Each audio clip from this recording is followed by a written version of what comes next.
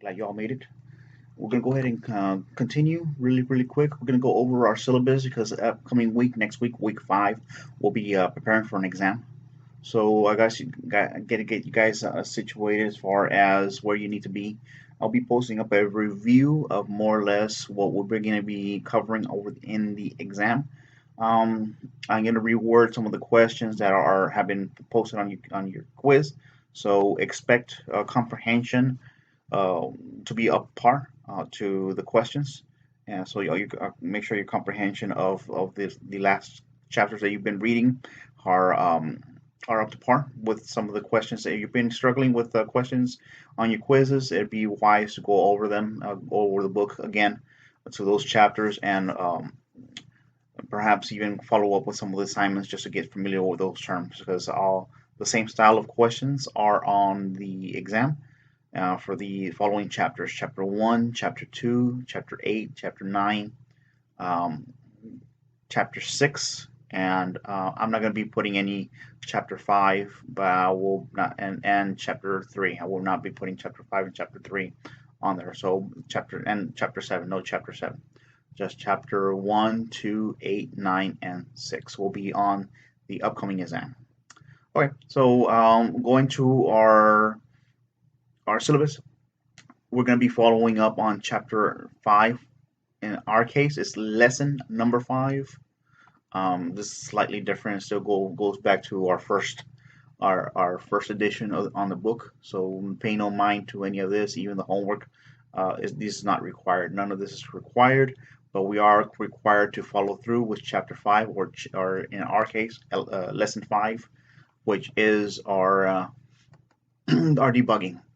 So we're going to go in with our book and we're going to follow through with a couple of items that I want you guys to cover to prepare for that exam. So up here we say chapter 5 is validating and debugging your code. On previous video lectures on your lab videos, I've pointed out a few tools that are useful for your code. I mentioned W3 schools, very popular among programmers, and as well as the programming developer tools that are usually found on your okay, there you go, on your inspect. So yes, like I do encourage everybody to keep on using those tools to come up with ideas and solutions to any of the issues that are revolving around coding. So we're going to go ahead and continue with lesson 5. Just I'm going to cover it real quick. Of course, this is up to you guys to read. Now the quiz on lesson 5 will be posted. So and 10 questions, not too hard. Just make sure you absorb the content of it and just getting familiar with the tools that are at your disposal. So we're gonna go ahead and go through these pages really quick. Like I mentioned before, all these hyperlinks lead you directly to those sites. The market validation services by W3. I believe they've changed it, and it's on the new page that I usually send links with as far as W3 schools or W3.org. Uh, so you can use some of these tools. Like I said, they're not required to be inputted in any of your coding. It's just make sure you're aware that those services are there and like services as well. So, like I said, we already talked about the CSS using developer tools. We mentioned the inspect sheets, very much similar to this item that's down here to inspect and to visualize your code in action. So we're going to continue. There's no need to.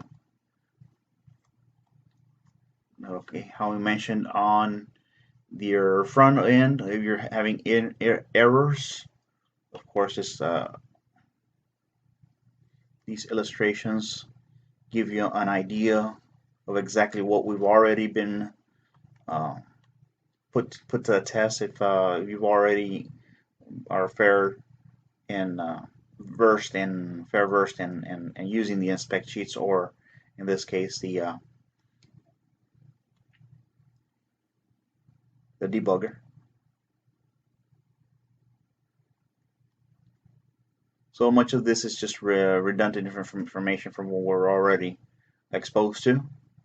And well, like I said, the only thing I'm requiring for y'all to know is that the tools are actually there. So as we traverse, everything is straightforward in your reading. The questions are not these, but they are based on this information. Very simple, just comprehension, like I mentioned before. I don't think I'll have any questions on this on the exam. Yes, I will not include any of these questions on the upcoming exam. I will only 1, 2, 8, 9, and 6. Make sure I write that down. Make sure I have those questions on there. Chapter 1, 2, 8, 9, and 6 will be your upcoming exam. It should consist of 50 random multiple choice, true, false, and matching questions. Pretty much if you're familiar with on Blackboard, as well as any of the other professors you're taking as well on Blackboard. Same structure, nothing different. Your study guide should be your questions that you've done in the past on the quizzes. I'll try to create a review on upcoming weekend and have that available for up next week, since we will not be requiring any assignments on that week. I'll get you guys to review some of the questions, and I'll base that review directly on correlated to the exam. Okay, so we mentioned we're going to be going over chapter 5 or lesson 5, and we're also going to go into lesson 3. I'm not going to go into in depth because I feel that we should first get all of our HTML out of the way before we continue with the CSS. But I still want you guys to be familiar of what it is. I mentioned in the previous lectures that I consider CSS as cascading style sheets, and any styling that you use or if you've been using in your code currently is a cascading style, not necessarily using a sheet to implement with your code or to complement it as an additional accessory as a different page, but it's within line using the style little bracket opening and closing tags of using style. Okay, so let's go real quick to chapter 3.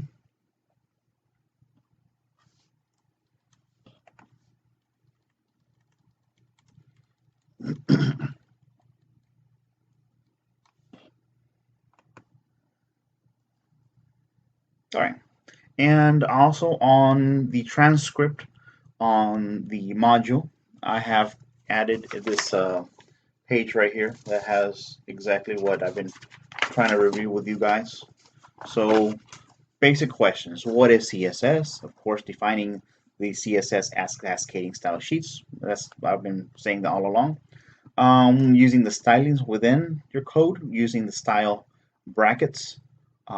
That's the syntax, and it gives you just a little bit of a lecture on the syntax. Okay, let's go over to. Okay, get familiarized with that information. What is CSS? CSS in particular is this area right here.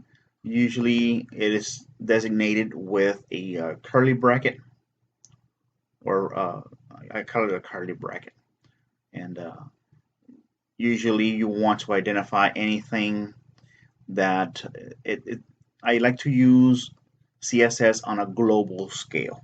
For instance, If I make a complete website with 10, 15, 20 pages, and I don't want to be writing the same code over and over and over and over and over again, uh, I would like to create a single sheet where I can add, just set all my styles, and I want for all of my tags to look the same throughout all the pages. That's called uniformity. So in order to create some type of uniformity, they've integrated something called CSS. Now, we mentioned before, two ways to add CSS to your code is with those brackets, those little plus and minus, less than and greater than symbols within styles, or creating a single sheet and implementing exactly what you want. Same tags that we've used before, background, text colors, anything like that, padding, margining. We can all that seclude from the code itself when you're writing in HTML. Apply that in a CSS style sheet, and you can designate it when you want those items to be called out. Now, we mentioned here that what we're looking for, or what we're looking at, is that we're designating the same uniformity within a tag. So if you have a tag that's labeled body, so this information here pertains to just that, just a body. So anytime you're going to have a body tag that's labeled body, you're going to be adding all of this attributes simultaneously. So if you have an H1, you designate a font style. You select a point. You can select the weight and height. No, very many attributes. It's not limited or to any of what you see here. You can literally create your own styling sheet. So we're mentioning that.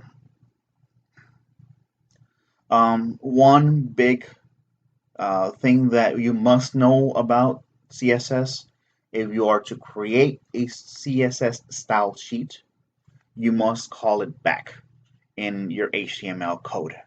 What I mean by that is this is really important. You have to address where you want your styling to come from if you're not implementing it in your HTML document itself. Meaning, just like we did with the pictures, how you have to call them back, you have them stored in a file folder, and then every time you want to display that picture, of course, you have to put that A anchor tag and then H referencing where it comes from. That way it knows where to get it, and then display it at a certain size. So here, exactly what we're doing, we are using our relational tag, which is your name of your file, and then it refers to the style sheet is also a tag in itself, and then where it's from. And so creating a project or creating a CSS sheet or file, you're also going to nest it in the htdocs. Very important. And so if you have this nested in a file, like project file, so yes, you're going to need your /project/styles.css if it's nested in the same document as your HTML code, or in a different one for any case. So very important, very important. Just get an overview. We're not going to be tested on this just yet, but don't be surprised to find one or two questions relating to CSS styles. We mentioned inline, and we're talking about now the actual sheet itself. So not necessarily going to be about the sheets, the CSS style sheets, but the CSS styles that we've been covering, those may be incorporating in the upcoming exam. So yes, we're going over chapter 3, some of the stuff that's reiteration basically of 8 and 9 and 6, where you're looking at your tags, your padding, your margins. We're separating this completely, stripping it out of the HTML file and secluding it into a CSS. So you're gonna see exactly some of this over again. Like I said before, do not look in too much into depth of this. Just want you guys to know that how they are being implemented and what the difference is between using an HTML and using a separate CSS sheet. Another one last thing that I want to point out here, when you can create um, your class by specifically giving it a designated name. For instance, you want to have a paragraph subheader, or it's just noted by a P, and then name it a class subheader, P class, and then you're going to be calling this P class in your HTML document. So this is a tag that's going to be in your HTML document, but this is going to be the coding in your CSS style sheet. All right. Like I said, not too much to look into this, but make sure you're, get your toes wet on some of this stuff. All right. This quiz is not required, but do not be surprised if anything from here, as it relates to CSS styling, will be on your exam. Not the lesson, but the stylings or the tags. Great. All right. So that was real easy, real simple. Reading lecture, reading assignment. Oh, I haven't gone through any of the grading material as of yesterday, which is Saturday, or today, Sunday. Simply because I want everybody to turn in their back whatever from week 1, week 2, and week 3. Please, have it all submitted. If you have not done so, please reach out if you intend to continue. It's very, very important that you follow up with me if you have any issues regarding submissions, if you have any issues regarding the program itself. Lately, I've been addressing it to our lab assistants. I've been made aware that sometimes they're not being able to be reached after hours. I do encourage you guys to reach out to your fellow classmates. If you have any questions, I usually answer messages via Blackboard, promptly. We started using Discord. I have met with students on Microsoft Teams on a virtual meeting basis. So I encourage you guys to keep up, with your homework, keep up with your labs and your assignments. Any questions, please do not hesitate to message myself or our lab assistants, or reach out to your fellow colleagues. There's no such thing as a dumb question, because if you're not sure of anything that needs to be done, maybe as simple as putting a closing tag to complete your statement, why it's not compiling it, whatnot. I had students reach out. The reason why they weren't showing their images was because you were using an outdated browser. For instance, Microsoft Edge is not very HTML5 friendly. It's a little outdated, so if you don't have the most recent version of Microsoft Edge, you will have issues having images being displayed onto your in your coding. Another thing is your cache. Since we're working with a free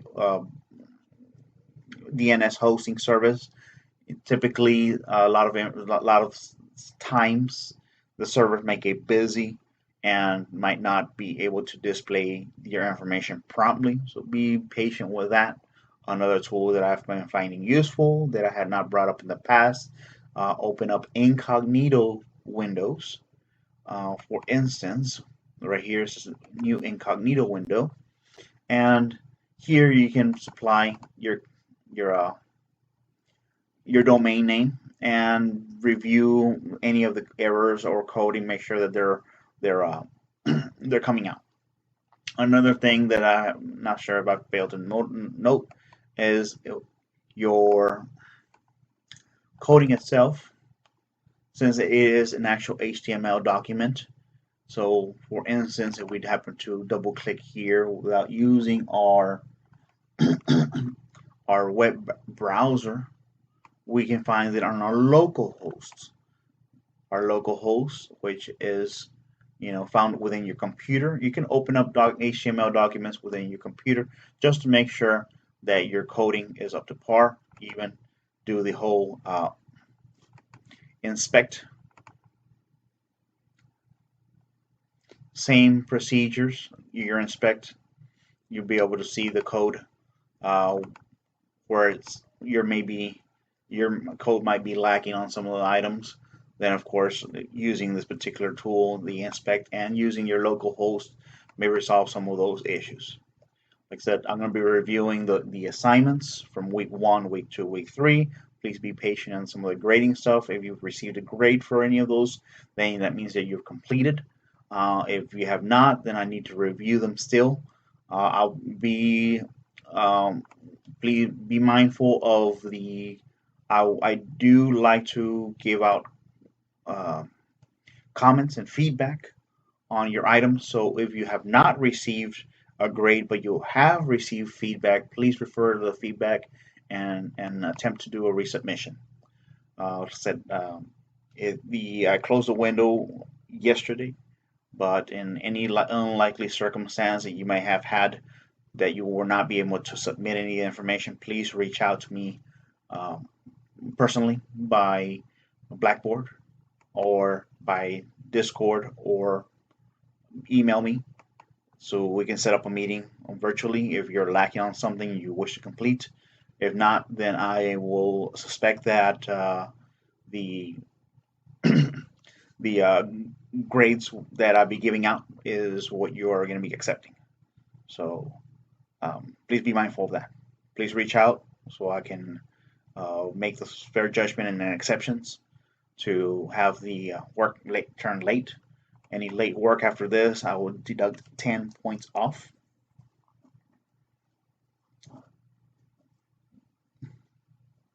So just be conscious of that. Okay, so this concludes our lecture video. I will be uploading a second video for our lab. Like I said, we do not have our exam until the next week, week 5. So this allows you a chance to read. There will be no assignment other than your lab and your quiz this week. Your lab is going to have a number of modifications, so please be tuned for that.